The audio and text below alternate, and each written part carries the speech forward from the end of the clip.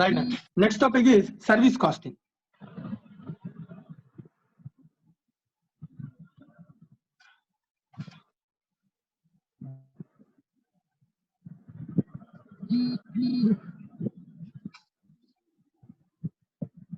Voice mute లో పెట్టు, voice disturbance వస్తుంది.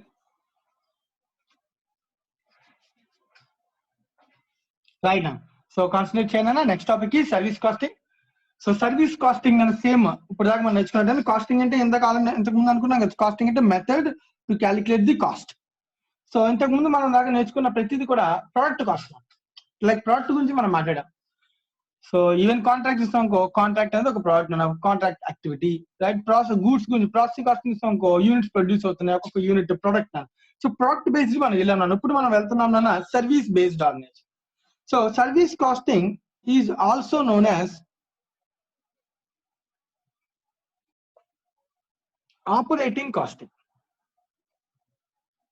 Service costing is also known as operating costing. So దీనిలో so main objective is to calculate, the main object of service costing is to calculate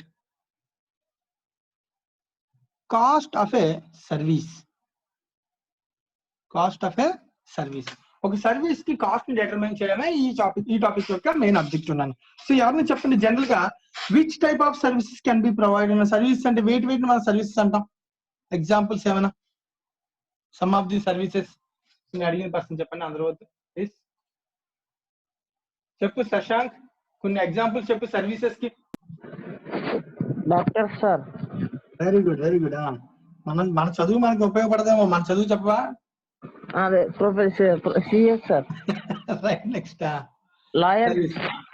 okay right, doctors, lawyers, ఇంకా professionals, simply all professionals. ఓకేనా, right.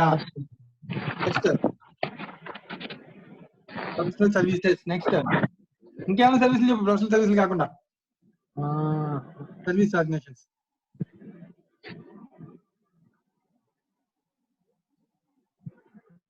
Goods transport is also a service. sir. Labor sir.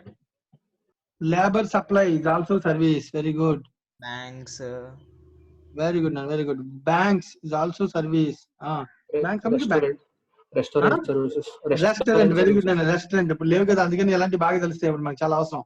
Restaurants. Next insurance companies అవి. Hotels. Right, hotels కూడా నానా. Hotels, educational institutions. Right, ఇలా ప్రతి చోట చాలా organisations service based organisations ఉన్నాయి. ఏ సర్వీస్ బేస్డ్ ఆర్గనైజేషన్ కైనా మనం కాస్ట్ ని క్యాలిక్యులేట్ చేయాలంటే ఈ టెక్నిక్ వాడతాం. రైట్, సో ఇప్పుడు ఫర్ ఎగ్జాంపుల్ నువ్వు ఫస్ట్ అబ్జర్వ్ చేయాలి, main important thing so differentiation తెలుసుకోవాలి. సార్ అసలు సర్వీస్ కాస్టింగ్ కి ప్రొడక్ట్ కాస్టింగ్ కి అసలు ఎలా నేచర్ పాయింట్ ఆఫ్ వ్యూలో రెండు ఏం డిఫరెన్షియేట్ అవుతాయి. సో ప్రొడక్ట్ కాస్టింగ్ లో ఏంటి, service costing nature point of వ్యూలో అసలు ఏమేమి డిఫరెన్స్ ఉండొచ్చు, సర్వీస్ కి ప్రొడక్ట్ ఉన్న డిఫరెన్స్ ఏంటి?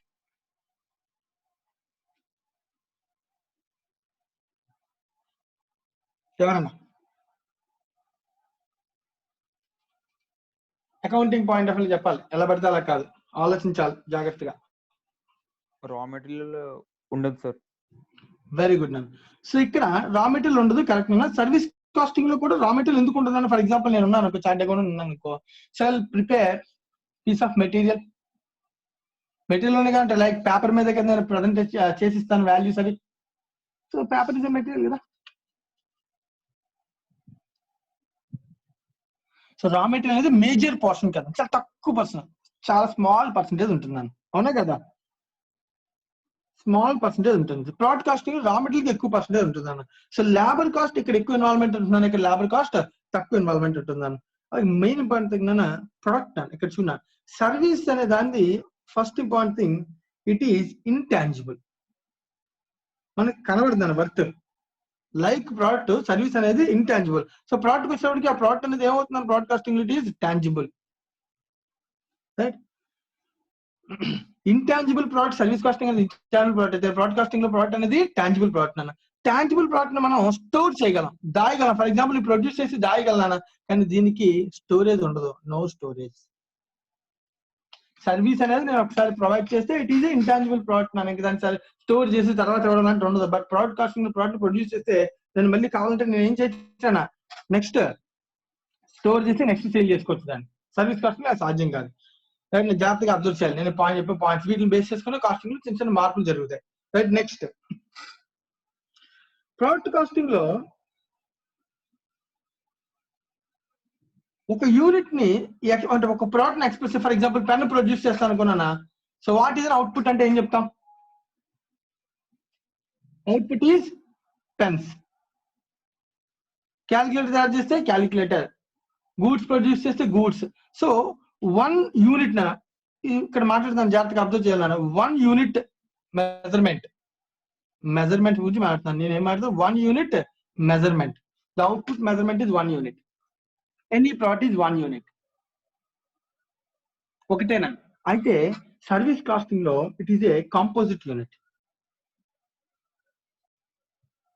నీకు అర్థం అవడం కోసం నేను దీన్ని ఎక్స్ప్లెయిన్ చేస్తాను. ఫర్ ఎగ్జాంపుల్,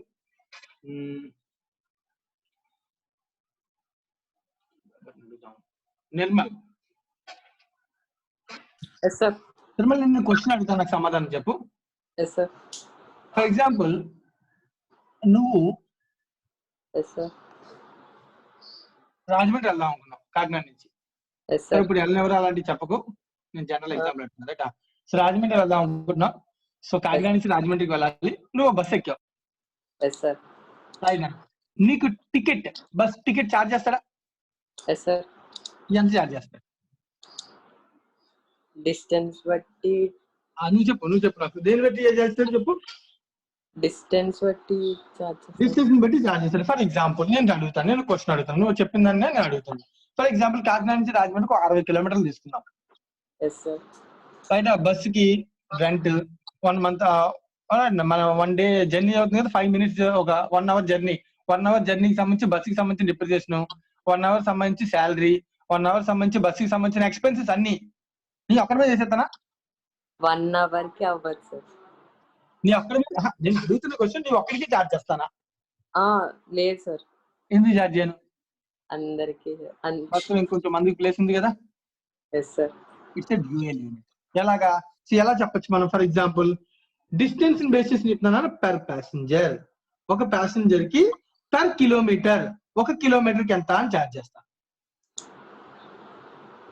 అర్థమవుతుందని చెప్పాను. సో నీకు ఛార్జ్ అనేది సర్వీస్ కాస్టింగ్ లో సర్వీస్ యొక్క ఛార్జ్ అనేది ఒక యూనిట్ కాస్ట్ ఎంత అంటే per passenger per kilometer, dual unit. Any service is expressed in dual unit, composite unit. 2 units express చేస్తాం. ఫర్ ఎగ్జాంపుల్, హాస్పిటల్కి వెళ్ళావు, ఆపరేషన్ చేశారు, అలా ఛార్జ్ చేసే అవకాశం ఉంది. హాస్పిటల్ అన్ని ఖర్చు ఒకటి చేస్తారా? లేదు సార్. నీతో పాటు ఇంకా చాలా మందికి చేస్తారు. రైట్, ఇంకా ఖర్చు దేని మీద ఆధారపడుతుంది? ఇంకా ఆపరేషన్ ఖర్చు చేస్తారా? మొత్తం ఆపరేషన్ ఖర్చు నీకు వేస్తారా? So per patient per operation. లేదు, నువ్వు హాస్పిటల్లో ఉన్నావు, హాస్పిటల్లో ఒక బెడ్ నీకు ఒక రూమ్ అలాట్ చేస్తారు నాన్న, పెర్ రూమ్ పెర్ డే. హోటల్కి వెళ్ళామనుకున్నానా, సో నీకు ఎలా ఛార్జ్ చేస్తారు? Per room per day. Meaning అర్థమవుతున్నా? సో ఎక్కడ ఎనీ సర్వీస్ యాక్టివిటీ తీసుకున్నా నువ్వు, సో అక్కడ మనకి కాస్ట్ అనేది 1 యూనిట్ తో మెజర్మెంట్ ఉండదు. It is a composite unit. ఓకేనా? నెక్స్ట్, ఇందాక మనకు చెప్పినటువంటి పాయింట్ లోకేష్ చెప్పినట్టున్నాడు కదా. ఈ పాయింట్ ఏంటది? So labour constitutes the major part, raw material cost అనేది సో ఎక్కువ పోర్షన్ ఉండదు. జనరల్ పాయింట్ నేను అది కూడా. So labour constitutes major portion in service costing. Raw material cost is a major part in product costing, right? అలాగే cost point of view నేను ఏం చెప్తాను అర్థమవుతుంది జాగ్రత్తగా. Service costing, product costing differences 2 difference చెప్పాను. ఒకటి ఆల్రెడీ టాంజిబుల్, ఇంటాంజిబుల్. ప్రోడక్ట్ అనేది tangible, service అనేది ఇంటాంజిబుల్. దీని స్టోరేజ్ ఉంటుంది, దీని స్టోరేజ్ ఉండదు. అందుకనే ఇక్కడ క్లోజ్ స్టాక్ అనే కాన్సెప్ట్ అసలు ఉండదు సర్వీస్ కాస్టింగ్ లో. 2 ఇక్కడ కంపోజిట్ యూనిట్ ఉంటుంది, ఇక్కడేమో 1 యూనిట్ తో మెజర్మెంట్ అనేది జరుగుతుంది. అలాగే నేను ఇప్పుడు 3వ పాయింట్ చెప్తున్నాను, లేబర్. సో లేబర్ ఇక్కడ మేజర్ పోర్షన్ ఏంటంటే, మేజర్ పోర్షన్ సర్వీస్ కాస్టింగ్ ఇది లేబర్, ఎంప్లాయీ కాస్ట్. నేను వర్క్ చేసినప్పుడు నా ఖర్చు ఎక్కువ ఉంటుందని, నాకు సంబంధించి లేబర్ ఖర్చు ఎక్కువ ఉంటుందని, అదే ప్రోడక్ట్ ఖర్చు ఉండదు. ఇక్కడికి వచ్చేప్పటికి మేజర్ పోర్షన్ ఏంటంటే raw material cost. Major portion is raw material cost. అలాగే నెక్స్ట్ 4th పాయింట్ జాగ్రత్తగా అబ్జర్వ్ చేయాలి. ఇక్కడ మెయిన్ పోర్షన్ ఆఫ్ ఖర్చుల్లో ఓవర్ హెడ్స్కి వచ్చేప్పటికి అడ్మినిస్ట్రేటివ్ ఓవర్ హెడ్స్ కి ఎక్కువ డిపెండెన్సీ ఉంటుంది. ఇక్కడ అడ్మినిస్ట్రేటివ్ ఓవర్ హెడ్స్ కి చాలా చిన్న portion, small portion of administrative over heads ఖర్చు అవుతాయి. సో నీకు సర్వీస్ ప్రొవైడ్ చేసినప్పుడు administrative over heads significant portion, అది కాస్ట్ లో సిగ్నిఫికెంట్ పోర్షన్ ఎలా అయితే లేబర్ కాస్ట్ ఉంటుందో, సో మనం దాన్ని ఐడెంటిఫై చేయడంలో భాగంగా అడ్మినిస్ట్రేటివ్ ఓవర్ హెడ్స్ ఎక్కువ కాస్ట్ ఉంటుంది మన compare to product costing. Service costing లో ఎక్కువ డిపెండ్ అవుతాం అడ్మినిస్ట్రేటివ్ ఓవర్ హెడ్స్ మీద. అడ్మినిస్ట్రేటివ్ యాక్టివిటీ ఎక్కువగా జరుగుతుంది. సో వీటిని బేస్ చేసుకుని మనం అకౌంటింగ్ చేయాలి. సో దీనిలో అబ్జర్వ్ చేయాల్సిన మొదటి విషయం, ఫస్ట్ 2 పాయింట్లు మోస్ట్ ఇంపార్టెంట్ పాయింట్స్, మిగతా 2 general theoretical points. Same 2 points అంటే ఇది ఇక్కడ సర్వీస్ కాస్టింగ్ లో స్టాక్ ఉండదు, రైట్. 2 ఇక్కడ కంపోజిట్ యూనిట్, ఇక్కడ ఉండేది ఏమైనా సింగిల్ యూనిట్. సో ఏంటి composite units, how to calculate the composite unit, so వీటి గురించి మనం మాట్లాడుకోవాలి. సో నీకు కొన్ని ఎగ్జాంపుల్స్ అన్న కొంతమంది ఇందాక అడుగుతున్నారు, సో వాళ్ళ కోసం ఎగ్జాంపుల్స్ కోసం. సో ట్రాన్స్పోర్ట్ సర్వీస్ కూడా మనం మాట్లాడితే, ఫర్ ఎగ్జాంపుల్ ట్రాన్స్పోర్ట్ అంటే దీనిలో 2 రకాలు ఉన్నాయి. ఒకటి గూడ్స్ ని ట్రాన్స్పోర్ట్ చేయొచ్చు, సర్వీస్ ట్రాన్స్పోర్ట్ సర్వీస్ లో ఎగ్జాంపుల్స్. ట్రాన్స్పోర్ట్ సర్వీస్ తీసుకున్నాను అనుకో, గూడ్స్ ని ట్రాన్స్పోర్ట్ చేయొచ్చు, లేదు అంటే కనుక ప్యాసింజర్ ట్రాన్స్పోర్ట్ కూడా పెట్టుకోవచ్చు. సర్వీస్ ఎలాగైనా ప్రొవైడ్ చేయొచ్చు ఒక ఆర్గనైజేషన్. గూడ్స్ ని ట్రాన్స్పోర్ట్ చేస్తుంది అనుకున్నా, how it can be expressed, ఆ సర్వీస్ ఎలా ఎక్స్ప్రెస్ చేయొచ్చు. సో గూడ్స్ యొక్క వర్త్ అన్న it can be expressed in quality of the goods is ton. Tons కదా, it can be ton or it can be kgs, ఎలా express చేస్తే అలా tons for example, tons. అలాగే distance ఏమో goods ఎంత దూరం వెళ్తుంది, kilometres. So it is called, రెండింటికి మధ్య చిన్న లైన్ గీసి it will be express in the form of ton kilometres. 2 units తో కంపేర్ చేసి చెప్పాలన్న. So transportation service, goods transportation service అయితే కాస్ట్ ఎలా డిటర్మిన్ చేస్తాం అంటే per ton kilometre, not per ton per kilometre, per ton kilometre. ఓకేనా. So ఏమన్నా దీన్ని పెర్ టన్ కిలోమీటర్. ప్యాసింజర్ అయితేనా పెర్ ప్యాసింజర్ కిలోమీటర్. మా అర్థమవుతుంది అని చెప్పాను నేను, per passenger kilometre dual unit తో ఎక్స్ప్రెస్ చేయాలని. ఇది ట్రాన్స్పోర్టేషన్ సర్వీస్ అయితే. Like in the same way hospital గురించి మనం మాట్లాడడం అనుకో, హాస్పిటల్, ఒక హాస్పిటల్ గురించి మాట్లాడుకో, దీనిలో ఎలా మెన్షన్ చేసే అవకాశం ఉందన్న, per patient per day, patient day, లేదా per patient room. ఎక్స్ప్రెషన్ అలాగే ఉండొచ్చు, per patient, per operation. So dual unit అన్న, per patient, per operation, per room, per patient, per room, per patient, per day. So expression of service costing is in dual unit. So దీనికి examples ఎన్నైనా తీసుకోవచ్చు. Any service, ఏ service అయినా మనం express చేసినప్పుడు దీన్ని ఇలాగే unit మనం ఎక్స్ప్రెస్ చేస్తాం, కాస్ట్ ని అలాగే యూనిట్ లో ఎక్స్ప్రెస్ చేస్తాము. Any doubts?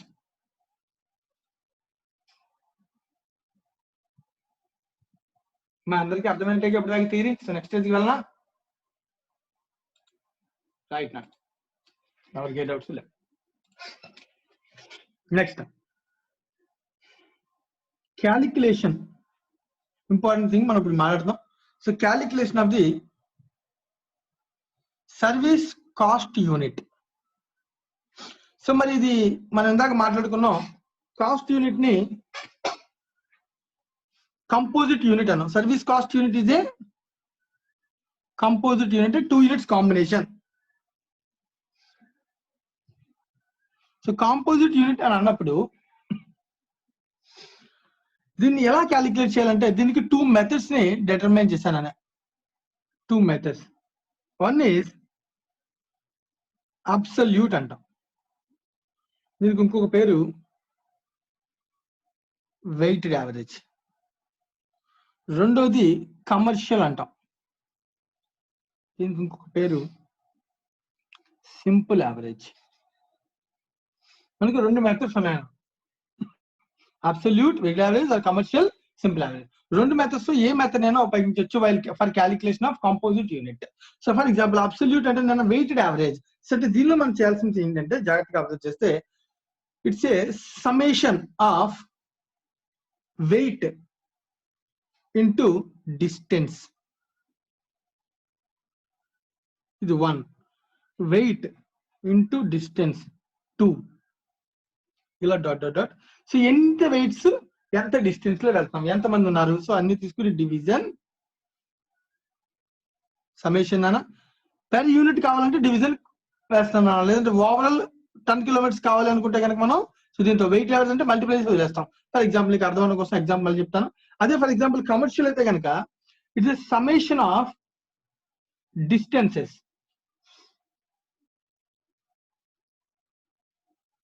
Into simple average of qualitative factor, that is weights.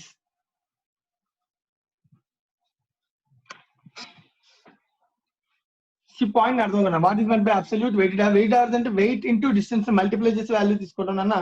Commercial అంటే కనుక వెయిట్ ని యావరేజ్ చేసి రైట్ అన్న డిస్టెన్స్ తీసుకోవడం అన్న. వెయిట్ డిస్టెన్స్ నేను ఇది ఏ పాయింట్ ఆఫ్ వ్యూలో చెప్పానంటే మీకు అర్థం అవడం కోసం ఇది నేను ట్రాన్స్పోర్టేషన్ సర్వీస్ పాయింట్ ఆఫ్ వ్యూలో చెప్పాను. ఫర్ ఎగ్జాంపుల్ ట్రాన్స్పోర్ట్ సర్వీస్ లో గూడ్స్ ట్రాన్స్పోర్ట్ అయితే టన్ కిలోమీటర్స్ కదా, సో వెయిట్ అంటే టన్స్ వెయిట్, డిస్టెన్స్ అంటే కిలోమీటర్స్, ఓకేనా. సో వెయిట్ ని డిస్టెన్స్ ని మల్టిప్లై చేసి సో మనం వాల్యూ చేస్తే వాటన్నిటిని యాడ్ చేస్తే సమ్మేషన్ చేస్తే ఇట్స్ అబ్సల్యూట్ మెథడ్. అలా కాకుండా డిస్టెన్స్ ని టోటల్ చేసి వెయిట్ ని మాత్రమే యావరేజ్ చేసి డిస్టెన్స్ టోటల్ డిస్టెన్స్ తో మల్టిప్లై చేస్తే it is commercial method. So రెండిట్లో కూడా నేను అబ్జర్వ్ చేస్తున్నాను, ఇక్కడ వెయిట్ అనేది క్వాలిటేటివ్ ఫ్యాక్టర్, క్వాలిటేటివ్ ఫ్యాక్టర్ కి యావరేజ్ చేయాలి, క్వాలిటేటివ్ ఫ్యాక్టర్ కి యావరేజ్ చేయాలని. క్వాంటిటేటివ్ ఫ్యాక్టర్ ఎప్పుడు మారదు, క్వాంటిటేటివ్ ఫ్యాక్టర్ లో చేంజ్ ఉంటుంది, బట్ క్వాలిటేటివ్ ఫ్యాక్టర్ ఏం చేయాలి, యావరేజ్ చేయాలి in case of commercial method. So absolute method రెండింటిని మల్టిప్లై చేసి టోటల్ తీసుకుంటాను అన్న. సో ఇది అర్థం అవడం కోసం అందరూ కూడా మీ మెటీరియల్ ఓపెన్ చేయండి, ఇలిస్ట్రేషన్ నెంబర్ 1 ఓపెన్ చేయండి, అందరూ కూడా కాన్సన్ట్రేట్ చేద్దాం ఈ ఎగ్జాంపుల్ ని. Illustration number 1.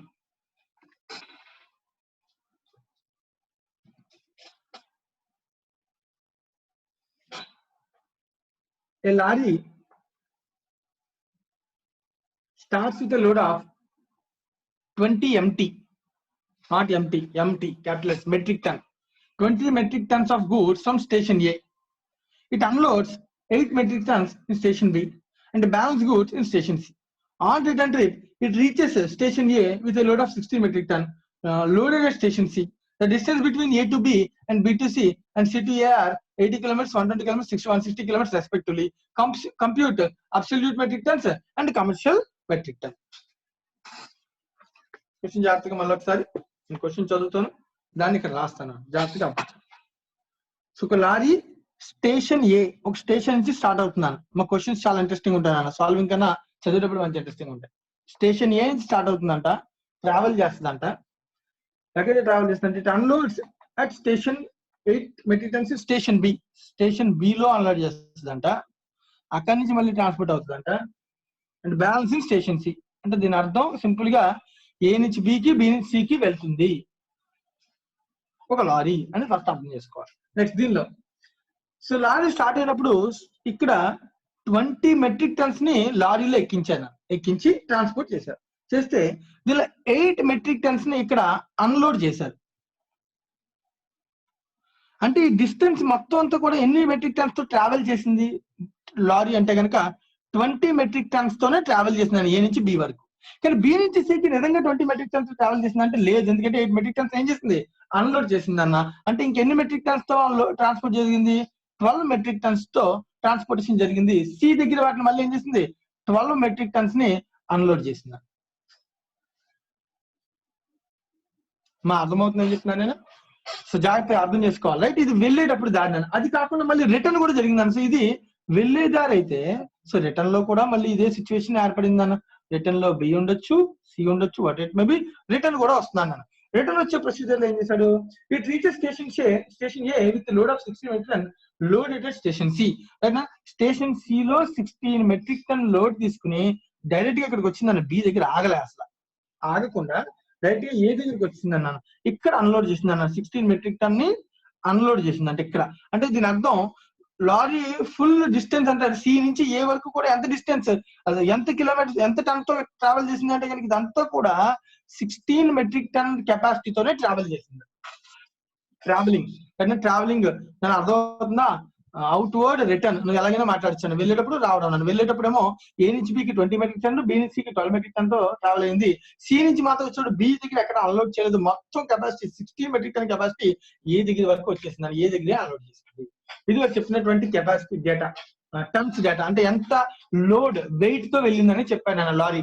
అలాగే నెక్స్ట్ ఇంకా ఏం చెప్తున్నాడు, the distance between A to B, A నుంచి బికి డిస్టెన్స్ ఏమో ఏ నుంచి B, B to C, city ఇది 80 కిలోమీటర్స్ అన్నానా. ఏ నుంచి బికి, బి నుంచి సికి 120 కిలోమీటర్స్ అన్నానా. అలాగే ఏ నుంచి సికి, ఏ నుంచి డైరెక్ట్ గా సికి కూడా వెళ్ళిపోవచ్చు నాన్న. అలా వెళ్ళిపోతే కనుక టోటల్ 160 కిలోమీటర్స్ అంటున్నాను. సరే ఇదేంటి మధ్యలో బి దగ్గర రాకుండా చేస్తున్నాను, మధ్యలో బి ఎక్కడ లోపలికి ఉందనుకున్నాను, లోపలికి వెళ్ళి అన్లోడ్ చేసి మళ్ళీ బయటకు వెళ్ళే బదులు సో డైరెక్ట్ గా సి నుంచి స్టార్ట్ అయ్యి డైరెక్ట్ గా ఏకి వెళ్ళిపోయింది అనుకున్నాను. ఎప్పుడైనా లారీ మధ్యలో ఆగలేదు అనుకున్నాను, డిస్టెన్స్ తగ్గే అవకాశం ఉండొచ్చు. సో 80 + 20 120 200 కిలోమీటర్స్ మొత్తం 3 చోట్లకి ఆగి వెళ్ళాలంటే. అలా కాకుండా ఓవర్లో వెళ్ళిపోవాలంటే 160 కిలోమీటర్స్ లోనే సి నుంచి డైరెక్ట్ ఏ కూడా వెళ్ళిపోగలదు లారీ. హైవే మీద వెళ్ళిపోతున్నాను, ఇది ఊర్లోకి వెళ్ళి వెళ్తుంది అనుకో, మీకు ఎలా అర్థమైతే అలా. Not an issue. ఇది నా సిచ్యువేషన్. ఇప్పుడు ఈ సిచ్యువేషన్ కి మనం అడుగుతున్నా అబ్సల్యూట్ లోని అలాగే commercial absolute ton kilometres, metric ton kilometres. Absolute method లో అడుగుతున్నాను. ఫస్ట్ అబ్సల్యూట్ అంటే నేను ఎందుకు చెప్పాను, వెయిట్ ఇంటూ డిస్టెన్స్ అన్న. కౌంట్ చేయండి, ఇక్కడ నుంచి ఇక్కడికి వెయిట్ ఎంత వెయిట్ తో వెళ్ళింది, 20 మెట్రిక్ టన్స్ తో వెళ్ళిందన్న. ఎన్ని కిలోమీటర్స్, 80 కిలోమీటర్స్ వెళ్ళిందన్న. Plus summation of weight into distance, summation చేయడమే, యాడ్ చేయడమే. అలాగే బి నుంచి సికి ఎంత వెళ్ళింది, 12 మెట్రిక్ టన్స్ కెపాసిటీతో వెళ్ళింది. అలాగే 120 కిలోమీటర్స్ ట్రావెల్ చేసింది. ప్లస్ మళ్ళీ తర్వాత అన్న సి నుంచి ఏకి రిటర్న్ కూడా వచ్చింది కదా. సి నుంచి ఏకి ఎంత రిటర్న్ వచ్చింది, 16 మెట్రిక్ టన్ కెపాసిటీతో వచ్చింది. ఎన్ని కిలోమీటర్ ట్రావెల్ చేసింది, సి నుంచి ఏకి వచ్చినప్పుడు బి దగ్గర ఆగాలంటే మొత్తం 160 కిలోమీటర్స్ మాత్రమే ట్రావెల్ చేసింది. So into 160 kilometres. Right now this is the sum. వీటన్నిటికీ సమ్మేషన్ యాడ్ ఆల్రెడీ పెట్టాను కదా. So summation of the weight into distance is known as absolute method. So దీని ఆన్సర్ దాన్ని కౌంట్ చేసుకుంటే కనుక 20 into 80 that equals to 1600 ton kilometers plus 12 into 120 that equals to 1440 ton kilometers metric ton kilometers plus 16 into 160 that equals to 2560 metric ton kilometers. In total is 2560 plus 1440 plus 1600 that equals to 5600 metric ton kilometers. ఇలా రాయాలన్న, టన్ kilometres పక్కన మన value పక్కన. So 5600 టన్ kilometres అంటే మొత్తం ఇప్పుడు ఈ యాక్టివిటీలో లారీకైన ప్రతి ఖర్చుని నేను ఇన్ని మెట్రిక్ టన్ కిలోమీటర్స్ బేస్ లో అపోర్చ్మెంట్ చేస్తాను కాస్ట్ ని. అప్పుడు ఎవరెవరి కోసం ఎంతెంత మెట్రిక్ టన్స్ వెళ్ళామో వాడికి అది ఛార్జ్ చేస్తాను. మా అర్థమవుతుందా? ఫర్ ఎగ్జాంపుల్ నేను వెళ్ళి అడిగాను నేను, సో నాకు ఈ 20 మెట్రిక్ టన్స్ కెపాసిటీతో 80 కిలోమీటర్స్ వెళ్ళి బి దగ్గర అన్లోడ్ చేసిరా అని నేను అడిగినప్పుడు నాకు ఎంత ఛార్జ్ చేస్తాడు అంటే, నాకు ఇక్కడ అయిన మొత్తం ఖర్చు, లారీకైన ఖర్చు, మొత్తం ఓవరాల్ ఖర్చు, డీజిల్, ఆయిల్, రిపేర్, ఎలక్ట్రికల్ ఖర్చు, lorry driver salary, cleaner salary, అన్ని ఖర్చులు తీసుకుంటాను. అన్ని ఖర్చుల్ని కూడా ఈ మెట్రిక్ టన్స్ డివైడ్ చేస్తాను. కాస్ట్ పర్ మెట్రిక్ టన్ కనుక్కుంటాను. ఇక్కడ నేను ఎంత ట్రావెల్ చేస్తే అంత మెట్రిక్ టన్ తో నా కాస్ట్ బేర్ చేస్తాను. రైట్. సేమ్ కాన్సెప్ట్ మనం ఆల్రెడీ ఓవర్ హెడ్ లో machine hour overhead rate అని ఒకటి కనుక్కున్నాం. Total cost of the machine తీసుకుని డివిజన్ మిషన్ అవర్స్ చేస్తాం, అవునా కదా? In the same way total cost of the service తీసుకుని డివిజన్ కంపోజిట్ యూనిట్ చేస్తే దాన్ని is called service cost. Right. ఇది absolute ton kilometres. At the same way ఇంకోటి commercial, simple commercial ton kilometres నేను చెప్పాను. క్వాలిటేటివ్ ఫ్యాక్టర్ ని ఏదైతే kilometres కాకుండా టన్స్ ఉన్నాయో దాన్ని యావరేజ్ చేయాలి. టోటల్ డిస్టెన్స్ తీసుకోవాలి. What is total distance, 80 kilometres plus 120 kilometres plus return లో మళ్ళీ 160 కిలోమీటర్స్. ఇది total kilometres distance multiplied with average weight. So what is average weight, 20 metric tons plus 12 metric tons plus 16 metric tons division 3. Simple average అండి, simple average. Right. So 80 plus 120 plus 160 360 multiplied with 20 plus 12 plus 16 division 3 that equals to 16. That equals to 5760 metric ton kilometers. ఇది ఈ method. So రెండు ఆన్సర్లు same రావు, ఒక్కొక్క method ఒక answer ఇస్తాను. So you can use any method, but generally using method is absolute method. ఇది కొంచెం reasonable గా ఉంటుందని ఇక్కడ మళ్ళీ యావరేజ్ కట్టడం అనే కాన్సెప్ట్ ఉంటుంది. Simple average is not at all good concept, అందుకని దీన్ని ఎప్పుడు కన్సిడర్ చేయము. So you always consider weighted average method, that's called absolute ton kilometers. If nothing is specified, we'll use absolute ton kilometers, absolute method.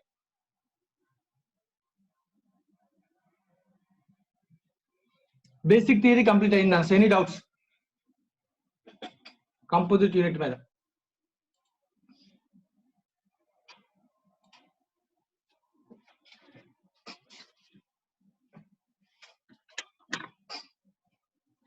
Right, next point. మనం note చేసుకున్నారంటే note చేసుకోవచ్చు.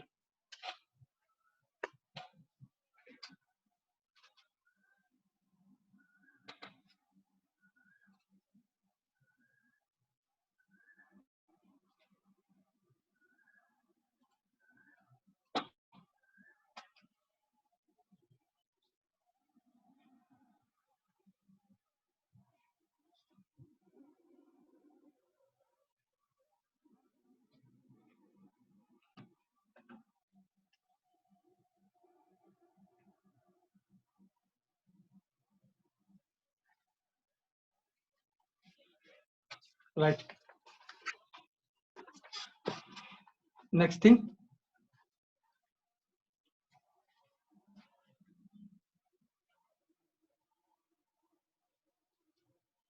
Service unit గురించి ఇందాక మాట్లాడాను. ఇప్పుడు మనం మాట్లాడుతుంది సర్వీస్ కాస్ట్. ఒక సర్వీస్ ఆర్గనైజేషన్ లో కాస్ట్ ని 3 టైప్స్ లో విడదీస్తాం మనం. జనరల్ ఎగ్జాంపుల్ అనేది కూడా, రైట్. ఒకటి ఫిక్స్డ్ ఎక్స్పెన్సెస్, ఫిక్స్డ్ కాస్ట్. రెండోది వేరియబుల్, కొన్నిసార్లు సెమీ వేరియబుల్ కూడా ఉండొచ్చు. వీటిని టర్మినాలజీ సర్వీస్ కాస్టింగ్ లో కొంచెం మారుతుంది. Fixed cost is known as standing charges.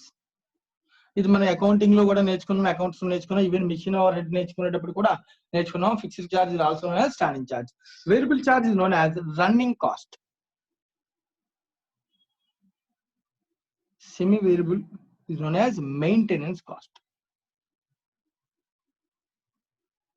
Maintenance cost. So fixed cost is also known as standing cost, variable cost is also known as running cost, semi variable cost is also known as maintenance cost. And ఇవి examples ఇక్కడ రాస్తాను. ఖచ్చితంగా ఒక పేరు చూసి this is the fixed అని మనం decide చేయలేం. సో ఆల్రెడీ చెప్పుకున్నాం, బేసిక్స్ లో నేర్చుకున్నాను. ఒక cost variable fixed semi variable అని చెప్పాలంటే మినిమం డేటా ఏముండాలి నాన్న? సో నాకు దీనికి ఆన్సర్ సాయి కిరణ్ చెప్పు.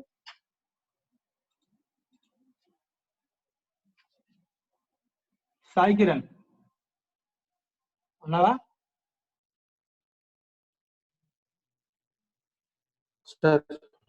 చెప్పు సాయి కిరణ్. నేను క్వశ్చన్ అడిగాను. ఒక ఖర్చు ఫిక్స్డా వేరియబులా సెమీ వేరియబులా అని డిసైడ్ చేయాలంటే ఆ ఖర్చుకి సంబంధించి నా దగ్గర ఏ డేటా ఉంటే నేను డిసైడ్ చేయగలను. మినిమం ఇక్కడ డేటా ఏంటి? Cost per unit. Cost per unit చెప్పగలను నేను. ఫర్ ఎగ్జాంపుల్ ఒక ప్రోడక్ట్ కాస్ట్ పర్ యూనిట్ 5, ఇంకో ప్రోడక్ట్ కాస్ట్ పర్ యూనిట్ 6 అని చెప్పేస్తే నువ్వు చెప్పేస్తావు దానిలో అది వేరియబుల్ ఫిక్స్డ్ కాస్ట్ ఏంటో మరి అని చెప్పా. వేరియబుల్ ఫిక్స్డ్ అని డిసైడ్ చేయాలంటే మినిమం డీటెయిల్స్ ఏముండాలి చెప్పగలవా లేదా? యశ్వంత్ బేసిక్స్ చెప్పు యశ్వంత్.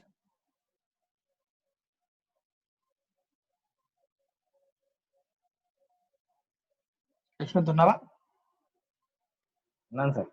సార్ చెప్పు యశ్వంత్. ఒక కాస్ట్ ఫిక్స్డ్ వేరియబుల్ అని చెప్పాలంటే బేసిక్ రిక్వైర్మెంట్స్ ఏంటి? మినిమం ఏం డేటా ఉంటే చెప్పగలం?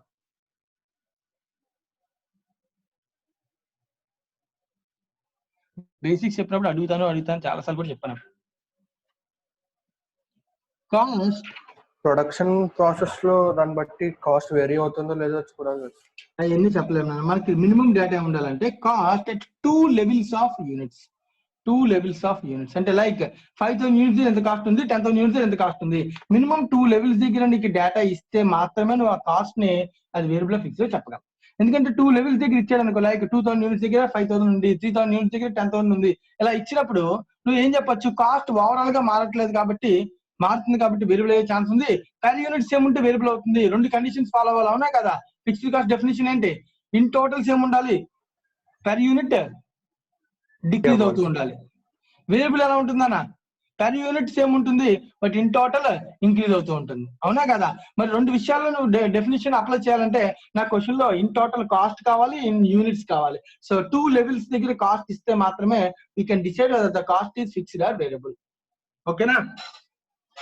అయితే కానీ ఇప్పుడు ఇలా ప్రతిసారి నీకు ఇచ్చే క్వశ్చన్ లో, ఎగ్జామినేషన్ పాయింట్ ఆఫ్ వ్యూ ఇచ్చే క్వశ్చన్ లో ఒక ఖర్చు ఫిక్స్డ్ ఆ వేరియబుల్ అని డిసైడ్ చేసే ఛాన్స్ మనకి ఇవ్వను. అంటే లైక్ 2 లెవెల్స్ ఆఫ్ డేటా ఇచ్చి ఫిక్స్డ్ వేరియబుల్ డిసైడ్ చేయమని.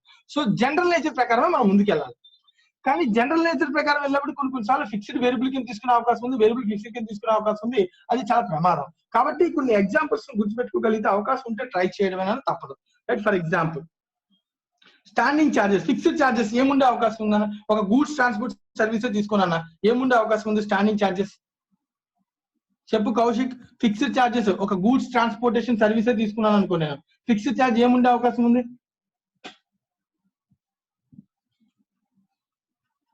ఇప్పుడు లారీ ఏమైనా హైర్ కది తీసుకుని ఉంటే hire charges. Right, very good, hire charges. ఇంకా లేబర్ అంటే వేజెస్ అవి ఉంటుంది కదా సార్, అంటే డ్రైవర్స్ కి, డ్రైవర్ శాలరీ. Okay, salary. ఓకేనా, వెరీ గుడ్, శాలరీ. ఇంకా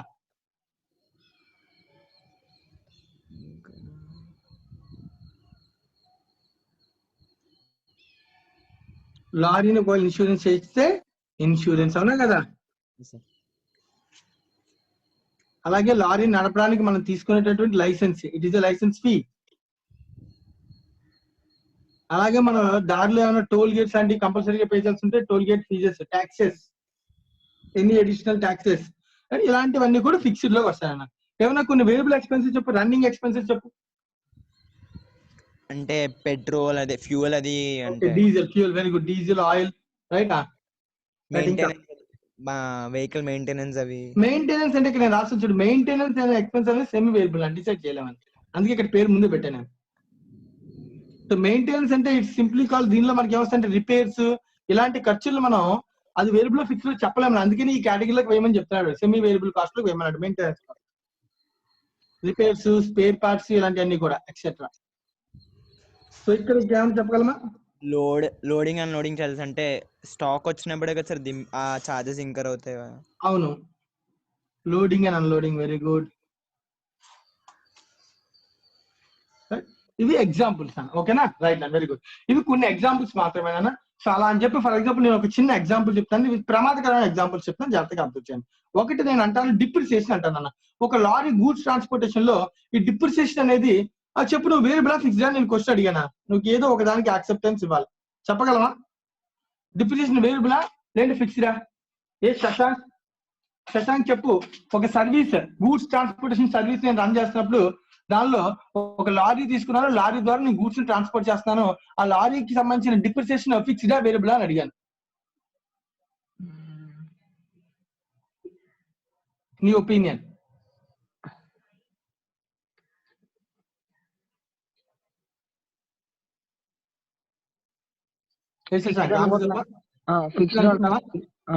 ఎందుకు ఫిక్స్ అనుకున్నావు?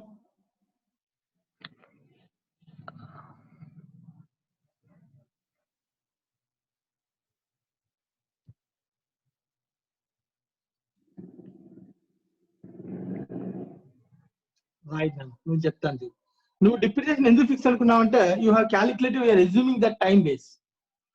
ఒక లారీకి 5 years or 10 years లైఫ్ ఉంటుంది. 1 year ఎలాప్స్ అయిపోగానే ఆ డిప్రిసియేషన్ అంటే ఖచ్చితంగా వాడిపోయింది, దాని వాల్యూ పడిపోద్ది, it has to be depreciated అని నీ ఉద్దేశం.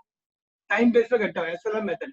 అలా కాకుండా నేను అంటాను యాక్టివిటీ బేస్ లో కడితే, అంటే లైక్ నేను లారీ రన్ చేస్తేనే కదా మిషన్ వాడినట్టు, వాడకపోతే నేను మిషన్ వాడినట్టు కాదు నన్ను. సో అలాంటప్పుడు some times the depreciation can be calculated and some depreciation can be assumed to be a variable activity, variable cost. మన మిషన్ రన్ అవ్వాలి కదా, లైక్ ఒక లారీ తిరిగితేనే కదా డిప్రిసియేట్ అవుతుంది, ఖాళీ ఇంట్లో ఉంటే దాని డిప్రిసియేట్ ఎలా అయిపోద్ది? వాల్యూ వాడాలి కదా, వాడితే అంటే నా activity usage point of view లో చూస్తే depreciation is a variable cost, but time point of view లో చూస్తే depreciation is a fixed cost. కాబట్టి కెనాట్ డిసైడ్ అన్న. ఎగ్జామినేషన్ పాయింట్ ఆఫ్ వ్యూ లో వాటి హింట్ ఏమైనా ఇస్తున్నామో చెక్ చేయాలి. హింట్స్ ఏమీ లేనప్పుడు you can assume one value, assume one definition, right? It can be fixed or variable. So లేదు అనుకుంటే క్వశ్చన్ లో ఇచ్చిన డేటాను బేస్ చేసుకుని కాస్ట్ మనం ఏం చేయాలి?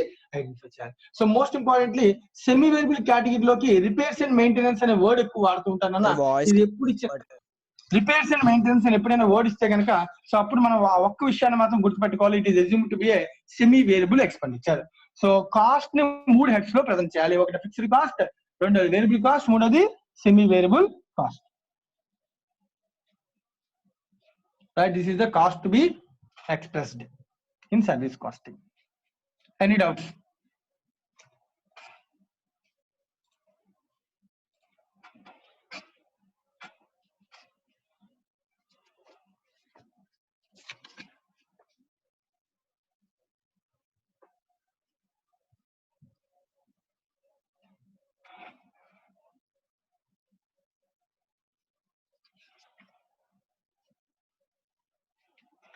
అందరికీ అర్థమైనట్టేనా కాన్సెప్ట్?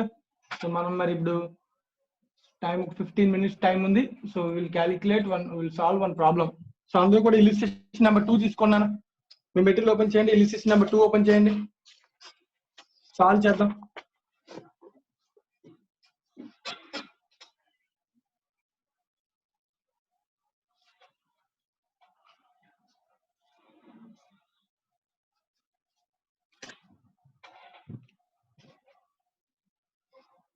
క్యాలిక్యులేటర్ దగ్గర పెట్టుకోండి. నేను ఏదైనా క్వశ్చన్ అడిగినా నాకు వాల్యూ చెప్పడానికి ట్రై చేయండి. అలాగే నేను సమ్ సాల్వ్ చేసిన చెప్పు ప్రెజెంటేషన్ జాగ్రత్తగా. సో కాస్ట్ ని 3 heads లో విడదీయాలి. సో దాన్ని బట్టి కాస్ట్ పర్ యూనిట్ ని క్యాలిక్యులేట్ చేయాలి. సో అడుగుతున్న క్వశ్చన్ అంటే చదువుతాను. AXA passenger transport company is running 5 buses between 2 towns. 5 buses 2 towns లో రన్ చేస్తాను అన్నాను. Which are 40 kilometers apart. So 40 kilometers distance అన్న. Seating capacity of each bus is 40 passengers. Following details are available from their books for the month of April. So April month కి సంబంధించి మనకి ఇస్తున్న data. Salary of the driver, cleaner, conductor 24, salary of the supervisor 10,000, diesel and other expenses 40,000, repairs and maintenance 8,000, tax and insurance 16,000, depreciation 26,000, interest 20,000. ఓకేనా? ఇది నేను అడిగినటువంటి first question. Last paragraph, all passengers carried were 75% of the seating capacity. ఇక్కడ మళ్ళీ passengers అందరూ fully occupy చేస్తారంటే occupy చేయాలి, వాళ్ళు 75% కెపాసిటీ ఆక్యుపై చేస్తారంట. All the 4 buses run on all days of the month. Month అన్ని రోజులు కూడా రన్ అవుతాయండి buses. Each bus made 1 round trip per day. ఒక రోజుకి ఒక రౌండ్ ట్రిప్ అంటే వెళ్ళడం రావడం రెండు జరుగుతున్నాను. Calculate cost per passenger kilometre. ఇది నన్ను question. Cost per passenger kilometre ఎంత? సార్ ఒక బస్సు మరి ఖాళీగా ఉంటుందా సార్? అయితే మరి 5 buses అన్నాడు కదా పైన, కింద ఆల్ 4 అన్నాడు. 1 second, let me check. ఇక్కడేమో 5 buses రన్నింగ్, 5 buses అన్న పేజ్ నాకు టెక్స్ట్ బుక్ లో ఫ్రంట్ అండ్ బ్యాక్ ఉంది. 1 second అన్న. సో ఫస్ట్ లైన్ లోనేమో రన్నింగ్ 5 buses బిట్వీన్ 2 towns అన్నాడు. ఇక్కడేమో all 4 buses run on all days అన్నాను. ఓకే, యూ కెన్ అస్యూమ్ అంతే. మార్చుకున్నాను question. Last line all the 5 buses. మా క్వశ్చన్ లాస్ట్ లైన్ లో ఆల్ ది 4 buses అని ఉంది. సో చేంజ్ చేసుకొని ఇట్ ఈస్ 5 buses క్వశ్చన్ లో. సో ఫస్ట్ దాని ఇంపార్టెంట్ పాయింట్, దీనిలో ఫస్ట్ ఇంపార్టెంట్ పాయింట్ అని ఈ ఎక్స్పెండిచర్స్ లో ఫస్ట్ ఎక్స్పెండిచర్ అబ్జర్వ్ చేస్తే ఫస్ట్ ఇంట్రెస్ట్ అనే ఒక ఎక్స్పెండిచర్ ఉన్నాను. సో ఇంట్రెస్ట్ అనేది జనరల్ గా ఏ నేచర్ ఆఫ్ ఎక్స్పెండిచర్ అన్న, అసలు కాస్టింగ్ లో ఇంట్రెస్ట్ అనేది వస్తుందా? స్టార్టింగ్ డెఫినేషన్ లో నేర్చుకున్నాం. ఇంట్రెస్ట్ పేమెంట్ అనేది ఇట్స్ ఫినాన్షియల్ నేచర్ అని నేర్చుకున్నాం, అవునా కదా? ఫినాన్షియల్ నేచర్ అని. కానీ సర్వీస్ కాస్టింగ్ లో ఇది ఎక్సెప్షన్.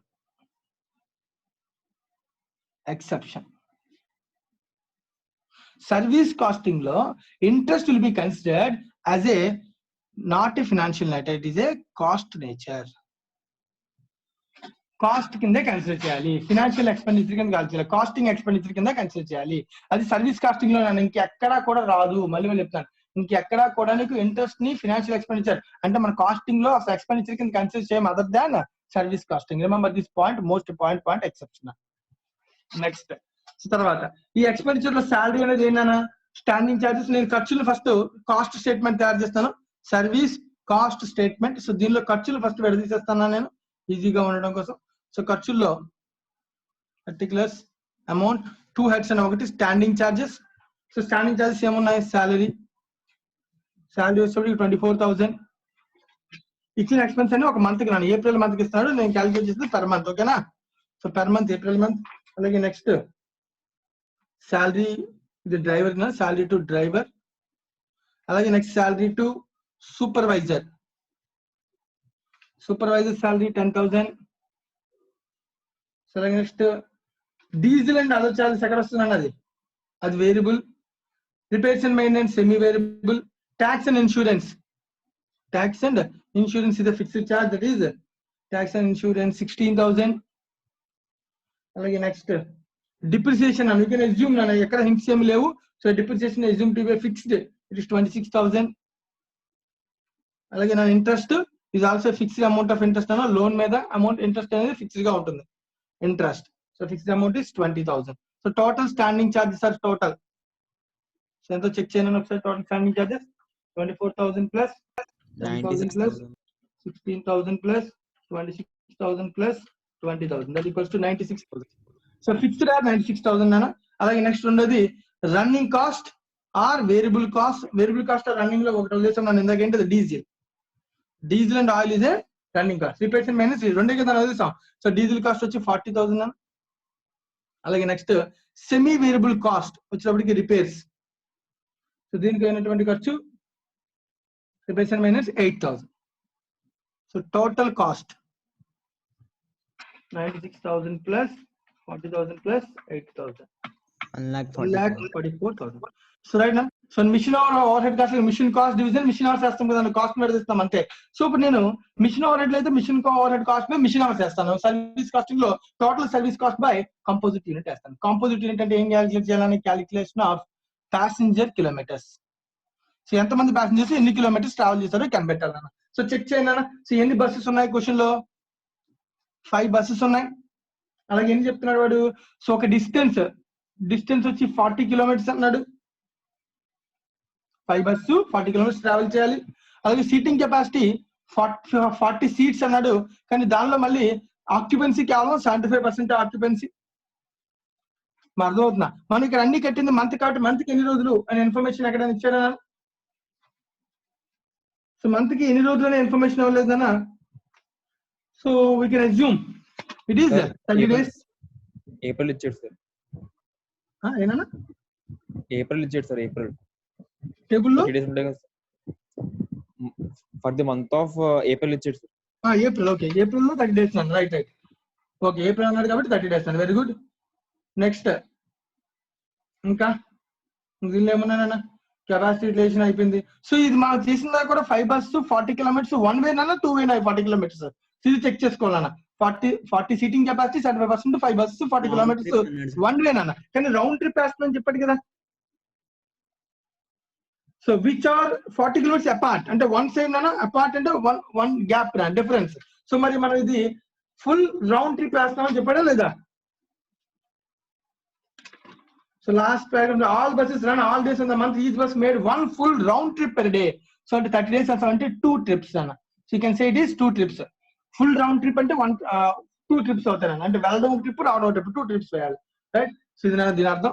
సో దీన్ని క్యాలిక్యులేట్ చేయనా ఎన్ని ప్యాసింజర్ కిలోమీటర్స్ కలిస్తే 5 into 40 into 40 into 30 into 2 into 75%. That equals to 3,60,000 passenger kilometers. So దీని నుంచి last question, cost per passenger kilometer equals to 1,44,000 amount division 3,60,000 passenger kilometers, that equals to 0.4 per kilometer by 3,60,000.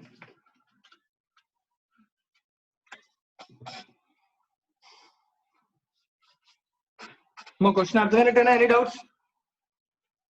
ఇక్కడ passenger kilometres అన్న bus. So kilometres distance మామూలుగా multiply చేస్తాం మనం. Kilometres distance, so kilometres passengers ఎంతమంది అని 40 seats. అయితే 40 seats 40 kilometres రెండు multiply చేస్తే సరిపోదు. ఇలాగా ఈ 40 సీట్లు 75% కెపాసిటీ తీసుకుని డైరెక్ట్ మల్టిప్లై చేస్తే సరిపోదు. ఇలా 5 బస్సెస్ రన్ అవుతున్నాయి, 30 days రన్ అవుతుంది, వెళ్ళడం రావడం 2 సార్లు ఉంది. సో ఇవి కూడా మల్టిప్లై చేయాలి. సో జనరల్ మల్టిప్లికేషన్ అంటే 2 నండి, కిలోమీటర్స్ సీట్సే. కానీ ఇలా ఎన్నిసార్లు జరుగుతుంది?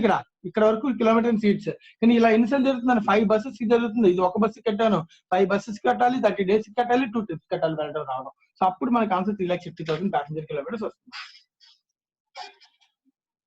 Right. So this is the question number 2.